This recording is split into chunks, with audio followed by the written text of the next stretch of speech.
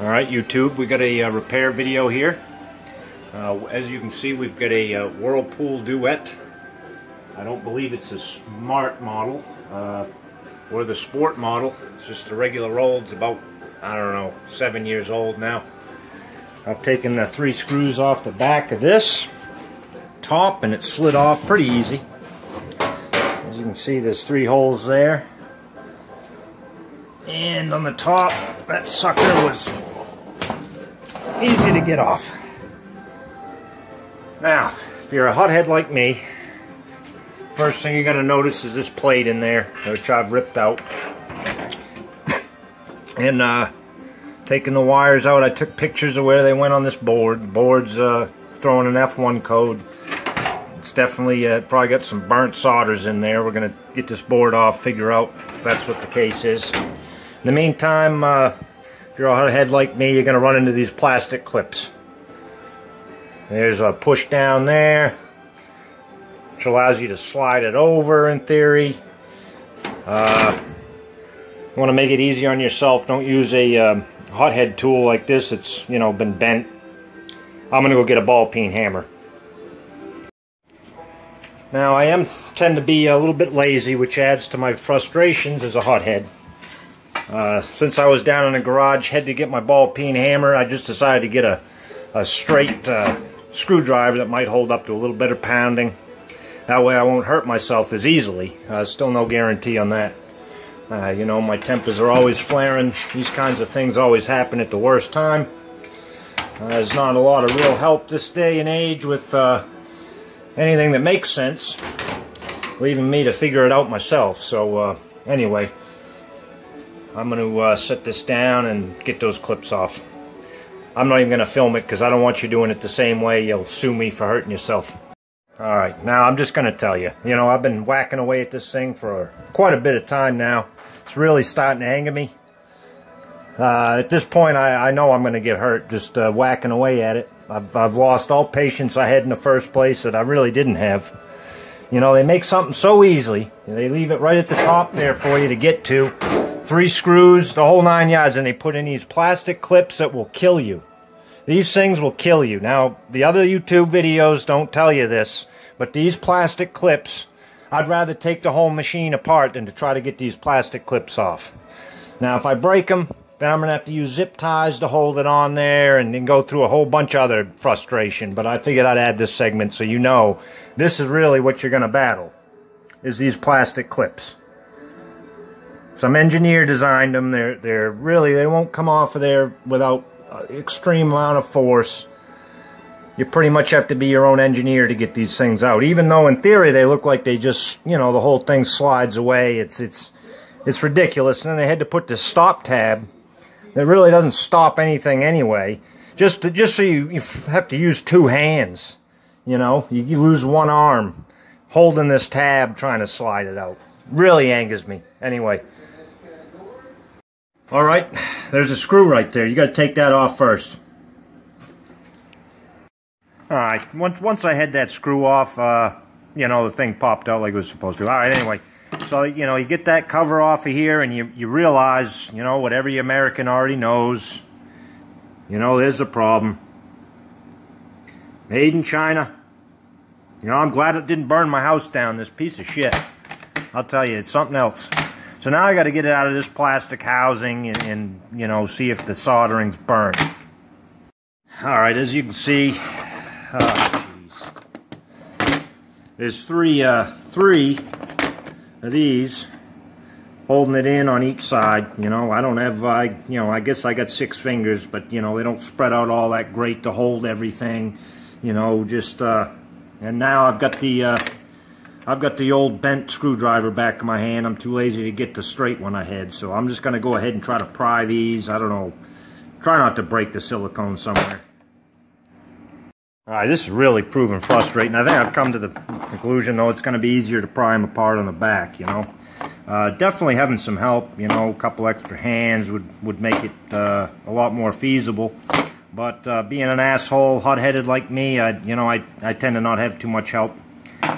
You can eliminate 50% of the people, just the fact they're women. They won't have nothing to do with me. and probably about 80% of the men are just to punch me in the face. Alright, I had to go get the help of my mother, the only person that hasn't been driven away in my life to help me. And we're going to use 4 hands to get this. 4 hands will still be too short to get this thing out of there, but I'll spare you the details. Alright, we got this thing out.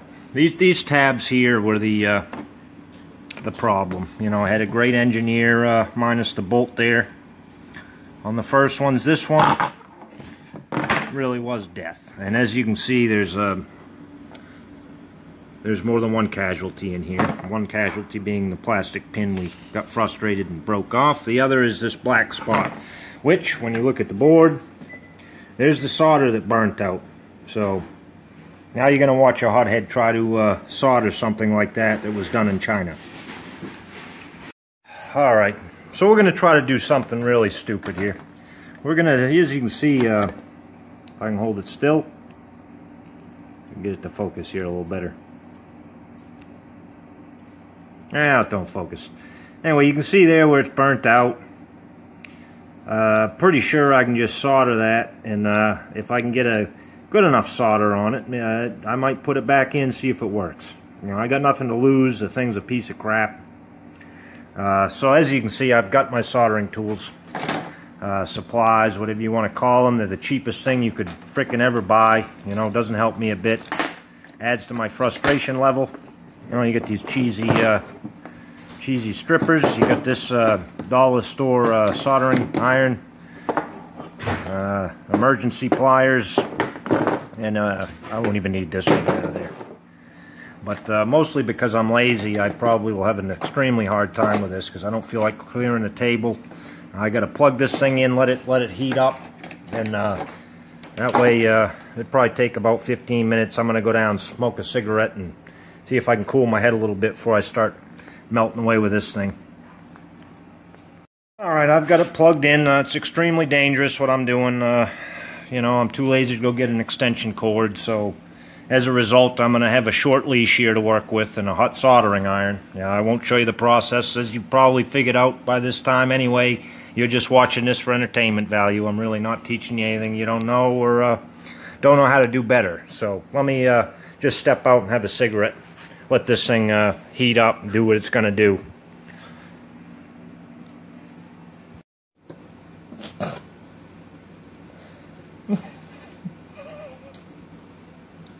You serious? You gotta get this done right.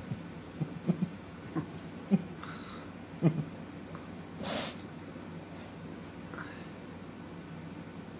don't think it's hot enough yet. It's not doing anything.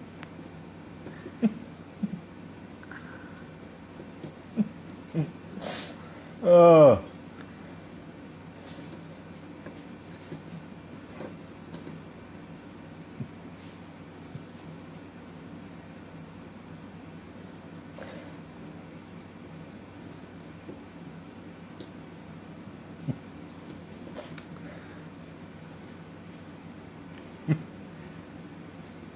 It's not hot.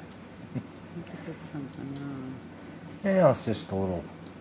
Yeah, it's got a crappy tip on it.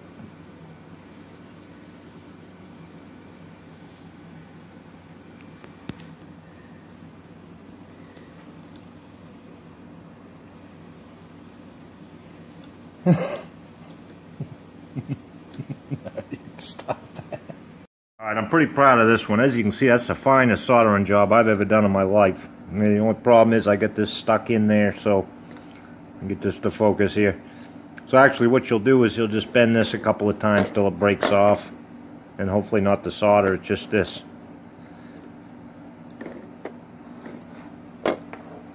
Well, alright.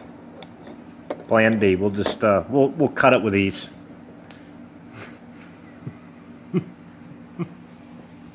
Alright, as you can see, you know, I got that wrapped around there. I figure that way next time it decides to melt out, it'll have a little extra solder there. It can just melt itself back together. Get this crap out of here. There's a little extra. Alright, so that's probably the finest soldering I've ever done. And I'm proud of this. I'll tell you, I have a feeling I'm going to put this board in and it's going to fire right up.